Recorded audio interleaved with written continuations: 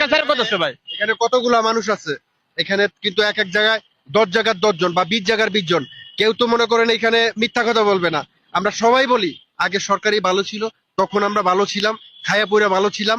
এখন আমরা যে সরকার আছে আমরা খুব কষ্টে আছি, সত্যি কথা বলতে অনেক কষ্টে আছি, যেটা ভাষায় প্রকাশ করার মতো না। বাজারে গেলে সেটা আমরা অনুভব করতে পারি যে কতটা কষ্টে আছি। আমি আপনারা কি মনে করেন যে তাহলে এই আন্দোলন করে শেখ হাসিনাকে যে সরানো হয়েছে এটা ভুল করেছে সাধারণ জনগণ? 100% ডেফিনেটলি ভুল, কারণ আমরা যাতে বাঙালি, এটা আসলে আমরা যে ভুলটা করছি এটা ভুলের মাসুলটা এখন আমরা দিতে হয়েছে। কারণ আমরা এখন বুঝছি যে আসলে আমরা কি কি জিনিসটাকে হারাইছি আমরা। বুঝতে পারছেন, আমি কোনো দল করি না, আমি পেট নীতি করি। আমি রাস্তায় পড়ে থাকি, পেট নিতে করি। আমার 2টা বাচ্চা আছে বাসায়, দেখা যায় ইনকাম করলে সেই বাসায় গিয়ে আমি বাজার নিয়ে যেতে পারি। কিন্তু এখন যেই পরিস্থিতি দেখেন আমাদের সাধারণ মানুষের কি পরিস্থিতি। আগে সবচাইতে ভালো ছিলাম, এখন সবচাইতে খারাপ অবস্থানে আছি। এখন রাস্তায় বের হইতে পারি না, কোনো সিকিউরিটি নাই, কোনো নিরাপত্তা নাই, মা বোনের কোনো নিরাপত্তা নাই।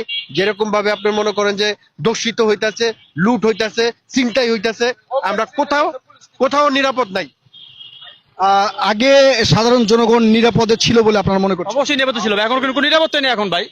আগে রাত 2টার দিকে বেরিয়ে আমরা বেরিয়ে দশটার সময় বাইরে করে থাকতে হয়। 2টা বাজে আমি গাড়ি বন্ধ করে গেল, আমার কাছে মনের মধ্যে কোনো ভয় ছিল না। আর এখন রাতে 10টার পরে গাড়িটা রাইকা আমার বাসার থেকে 200 মিটার হাইটে গেলেও আমার মনের মধ্যে ভয় থাকে যে না জানি আমার সর্বোচ্চ নিয়ে যাবে এখন এই সিচুয়েশনের মধ্যে। এখন আপনাদের মতামত, যদি শেখ হাসিনা সরকার আবারও বাংলাদেশে আসে সাধারণ জনগণ তাদের পাশে থাকবে বলে মনে করেন? অবশ্যই ডেফিনেটলি থাকবে।